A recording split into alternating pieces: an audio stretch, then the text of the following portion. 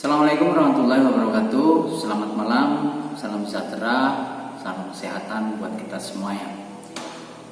Menindaklanjut saya Heri Listiawan, Kepala Desa Grenggeng, Kecamatan Karanganyar, Kabupaten Kebumen, menginformasikan kepada seluruh warga Desa Grenggeng perihal penanganan COVID-19 di Desa Grenggeng.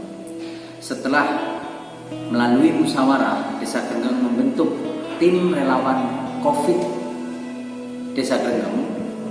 Kita hari ini akan mencoba memperjelas beberapa kebijakan yang dilakukan di Desa Grenggeng. Salah satunya adalah tentang pembentukan tim relawan. Meskipun di luar tim relawan, kita juga memiliki program untuk penanganan COVID ini, ada PKTD, Padat Karya Tunai Desa, dan satu lagi PLTDD. Nah, sebelum kita menginjak ke wilayah soal bantuan dari pemerintah terhadap warga terdampak COVID, di sini saya akan menerangkan kebijakan tentang tim relawan COVID-19. Di sini saya sudah punya catatan yang sering saya presentasikan.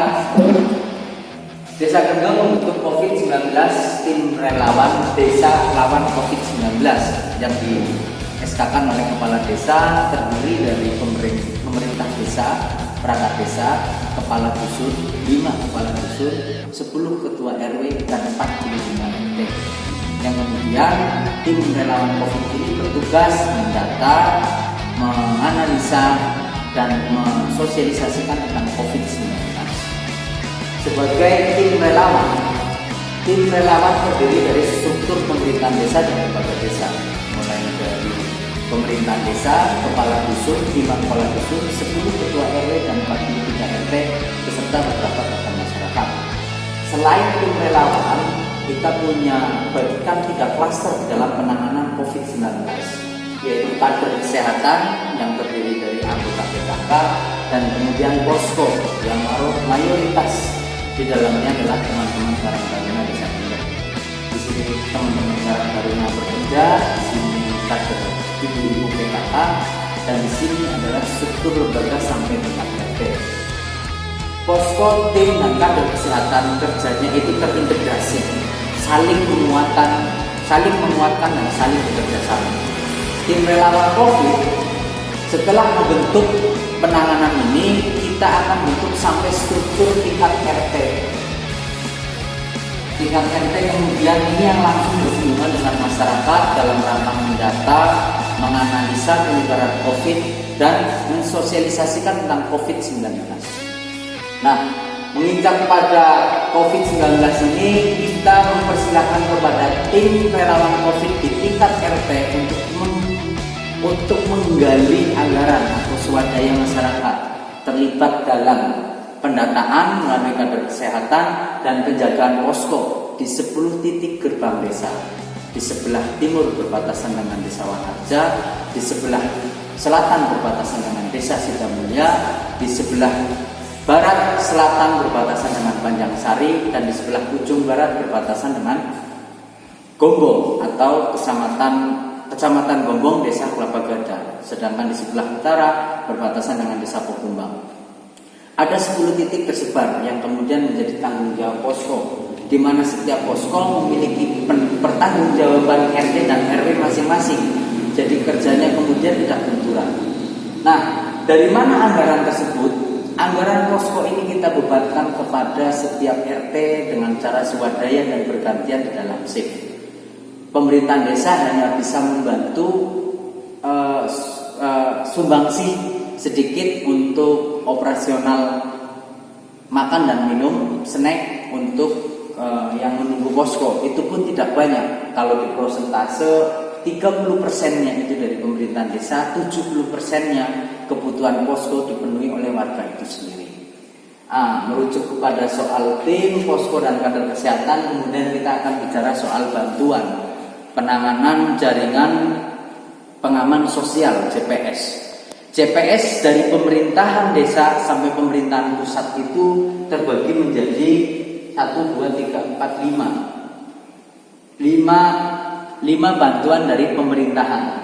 Yang dari pemerintahan desa dan pendataan yang dilakukan oleh pemerintahan desa adalah BLT, bantuan langsung tunai dana desa.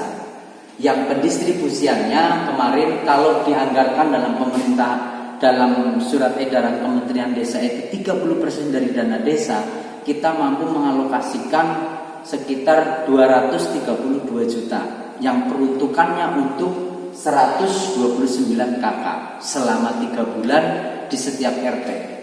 Jadi setiap RT-nya itu ada 3 KK dikalikan 43 RT selama 3 bulan. Itu yang akan disumbangsikan oleh pemerintahan desa terhadap warga masyarakat Desa Grenggeng melalui dana desa.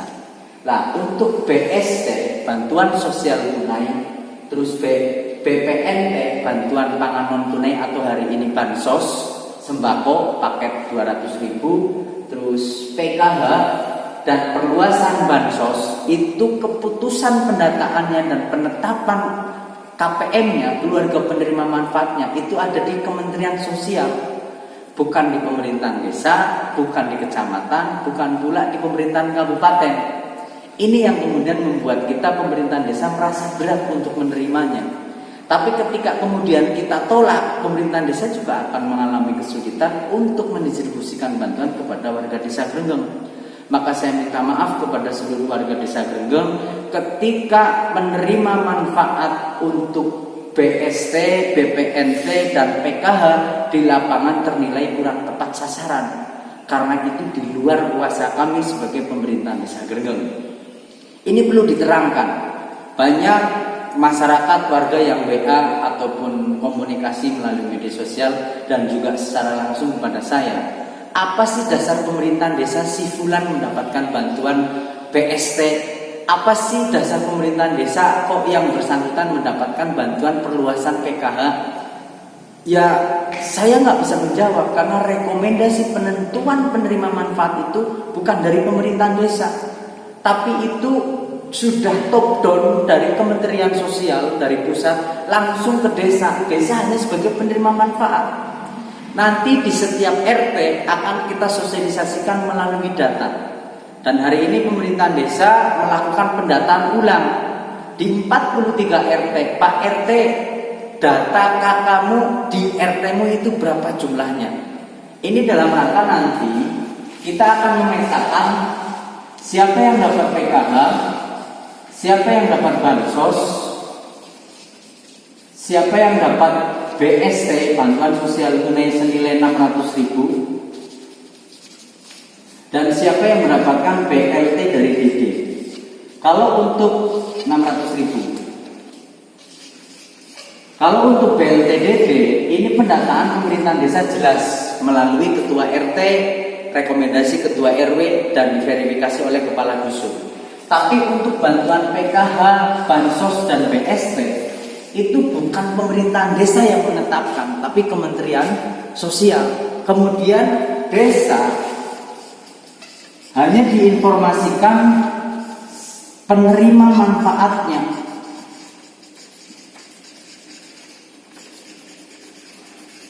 Manfaat dari bantuan yang diberikan oleh Kementerian Sosial.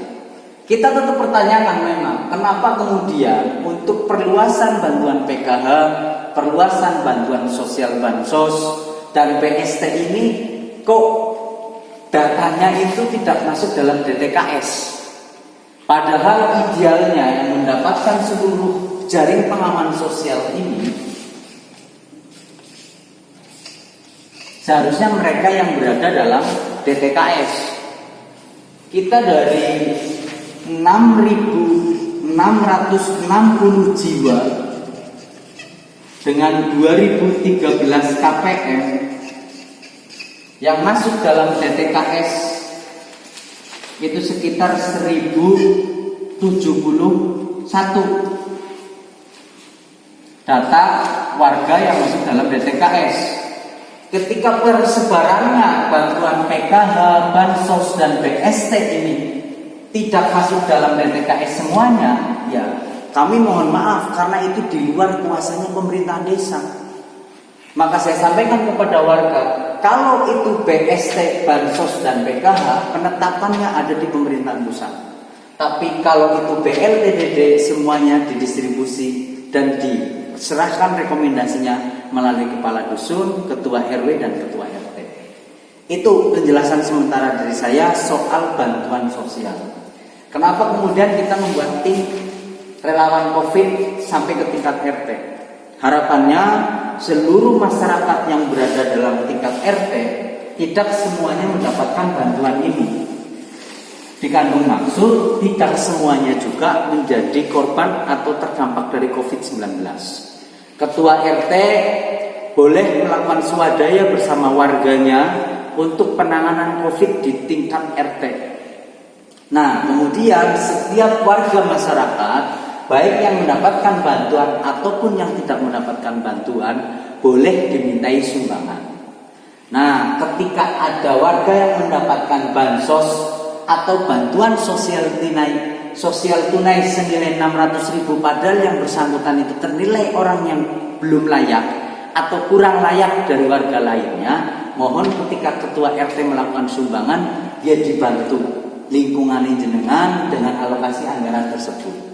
Tapi ketika kemudian jenengan tidak bantu, juga mboten napa-napa. Cuman harapan saya di sini ketua RT untuk bisa lebih aktif di lingkungannya, kemudian mencoba mencegah penyebaran COVID ini sesuai dengan prosedur. Nah, soal kebutuhan di lapangan yang memang tidak tercover oleh pemerintahan desa, ya saya minta swadaya seluruh warga desa Grenggeng.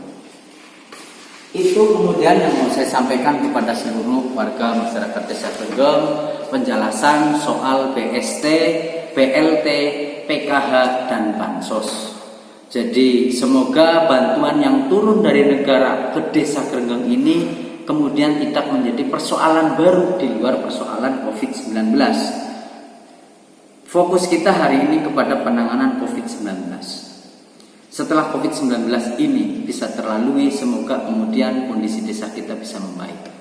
Bagi warga desa Grenggeng yang memang ternilai kurang layak mendapatkan bantuan karena penetapannya dari pemerintahan pusat, mohon untuk bisa berbagi dengan masyarakat yang lebih layak menerimanya.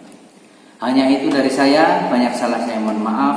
Ihdinas siratal mustaqim, wallahul muwaffiq ila aqwamit thoriq. Assalamualaikum warahmatullahi wabarakatuh.